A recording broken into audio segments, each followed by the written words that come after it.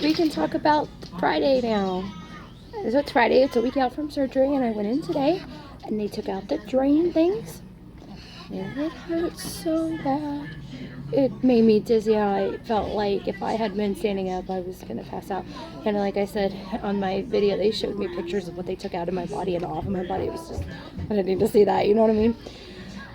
So this week has just been kind of just surviving, and I think I did good. I think we got through it okay, and I go back on the 11th, and they look at some things. I think it's a little disappointing at how swollen I am because I can't really see what's happened, and the garment is making me itchy. She told me to go ahead and put a shirt under it and then put the ace bandage around it, but she also said I can get a Spanx, which God, that's the weirdest damn thing. Why do they call it that? They're like shaping cream and things. And when I had watched one of the vlogs on YouTube about it, I've heard that they really, really feel a lot nicer than these scratchy old ace bandage things. And I get a shower tomorrow. Oh God, I'm so excited to have a shower tomorrow. You guys have no idea. So this week I've spent just kind of sitting around and being a little creative. And here in a second, I'm going to put this baby on my shoulder and show you guys some of the things that I'm making. I've ordered quite a bit of markers. That's what I ordered that's coming in the mail. I needed a few things, like a couple new bras, and like I said, I got pools for the kids to get hot. I want them to have something to do besides drive me crazy all day long, which they're good at.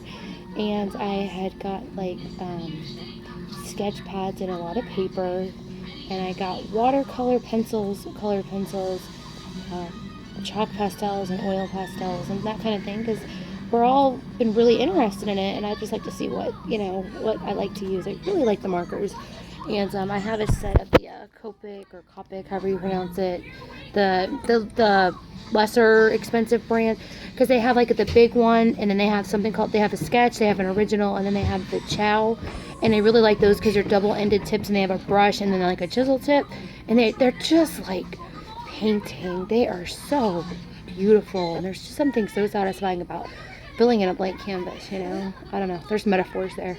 I won't go all crazy on you. Something I've been really wanting to work on is my website for my professional organizing, and I knew it was going to be slow going because of just having had a baby, and I knew that I was having this operation, but I think I might be taking some Wednesday nights to go out with the laptop and start working on that, because I have so many ideas and they knock around in my head, but I don't get them from my head to anything, where I could store them. So I need to really be working on that, because I do intend to take that with me as a business to Australia.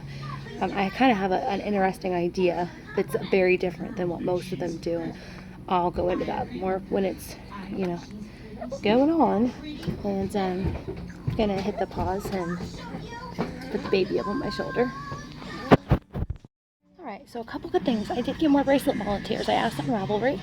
I was going to do like a your stuff or my stuff, your skills trade, and trade yarn for it or something, but I have a few people that are like, no, we'll just do it, because, so I'm going to send my beads off and hopefully turn those into bracelets, because I'm really bad at it. I hate that there's a craft I'm bad at, but I am, and all that. Other big news, I'm going to go ahead and go on to Ohio in September, and if it seems like we're doing a lot of traveling, we are, because I'm trying to tie up loose ends and see people that live here before we move on, because not everybody can afford to vacation and spend $1,500 on a plane ticket to come see us. So I want to see the people that I will miss dearly. Thank God for the internet, I can keep in touch. And I got the coolest package of the mail yesterday. I have to show you guys this. I took a picture, but check this out. It is a sparkle T-Rex. I think it's supposed to be a Christmas ornament, but I'm going to put it up with my koala shrine. I'm going to be one of those people that has like a knick-knack shelf now, even though I'm not into that. But when something is attached to a special memory, it's kind of cool. This is a joke with me and my friend Cynthia. I was having a really off night one night. I was really mad about something somebody did, and when I get going on a roll, my mouth just goes, and I ended up saying something like, fine, she could just be a Winchosaurus Rex, and it's not even a word, but I guess she snorted and woke her husband up, and we just laugh. And so even before like T-Rexes were a joke, she and I had that kind of inside joke, sending each other, memes back and forth about T-Rexes. So that thing could be cooler than this little sparkly T-Rex. I laughed and laughed. That is just so cool. I'm not a gift person. I don't like a lot of things, but when somebody really thinks about you and sends you something like that, it's special. It's really, really cool. So thank you, Cynthia. It really made my day. I just laughed. So funny. Okay, and I want to show you guys. I've posted on Facebook, but I'm going to show it anyway. I've made this thing, and it looks a little plain right now, but as soon as you start outlining it, they just really pop. It is so neat. And I'm going to frame it, and I'm going to send it to a friend in Australia who has recently had to get rid of her whole flock of chickens, which they call chooks over there, which is so cute. The neighbors complained, and she had to get rid of them, and she was so upset about that. So I have that and something else. I'm not going to say what that is. I want to send off to her as a kind of consolation prize, because that sucks. She was so proud of her chickens and kind of devastated that she had to get rid of them. So, what's going on? We didn't go to voice lessons this week because I couldn't drive. We now have a 4-day weekend, and we're trying to figure out our schedule. And I'm sitting here with Jamie. He's like, I got to do this, and I got to do this, and I got to do this. And I'll say, well, how much time do you need? And then I'll start explaining why he needs to do it, and said, like, we suck at communication so dang bad. It's almost comical if it didn't cause so many hurt feelings all the time, you know? Let's see, what else? Well, I guess just going to start doing more drawing stuff, and as I feel better, I'm going to really clean this house deep, because Jesus, Lord of mercy, it is so messy, and I can't hardly stand it. Got a lot of makeup-y stuff in the mail, and that's just fun for us. Most days I don't even do it, and you guys can see when I videotape, maybe I have eyeliner on, maybe I don't. I don't generally feel like I have to wear it, and yeah. And I have some more vlog ideas, but I feel like I don't want to put it all out there like right away. And I've noticed as I'm doing the video thing, I'm not writing as much, and that's okay with me. And speaking of writing, a long time ago, Jamie and I put into a publisher an idea we had for a book, and they said they're no longer accepting queries, but they thought it was a really good idea and to keep going on it.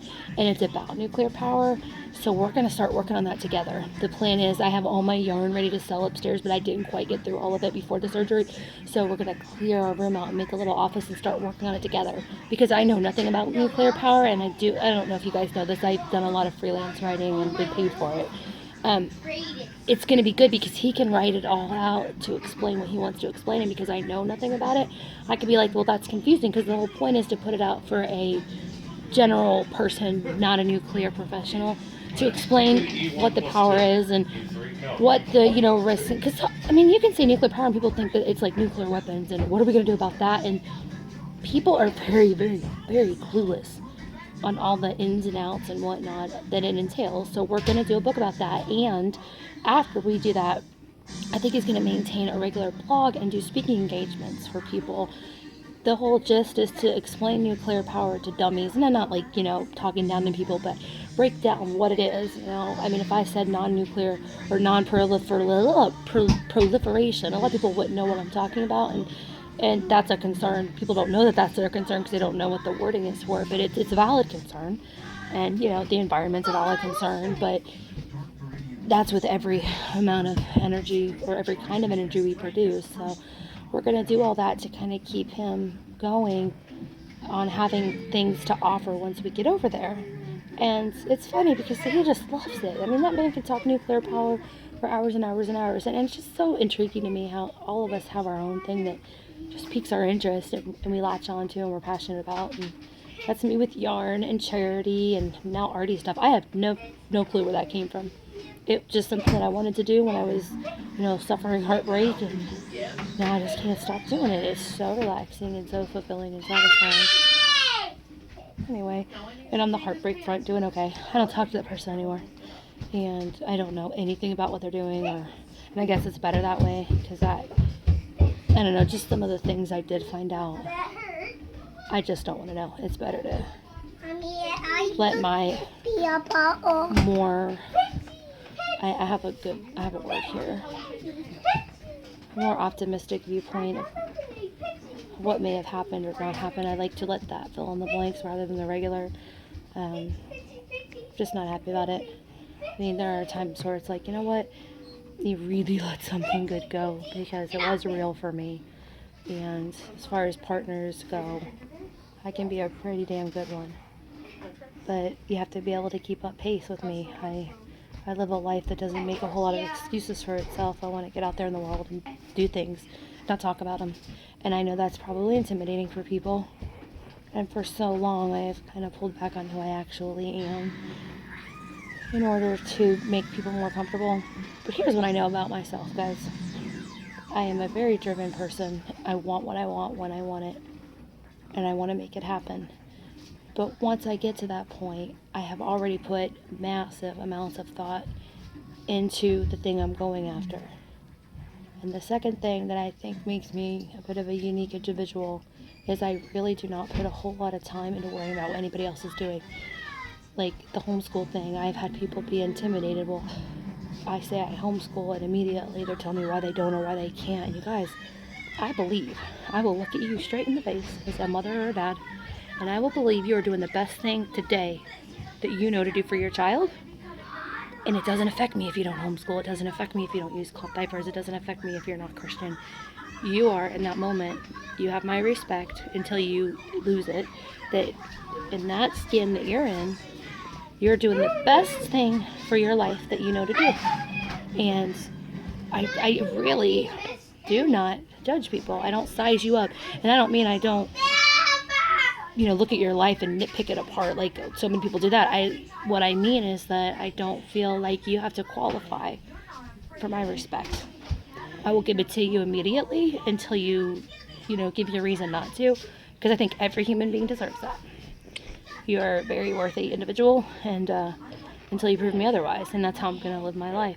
So even though I do a lot, and people are like, where do you find the time? I don't expect other people to do that, and I'm not doing it to impress anybody.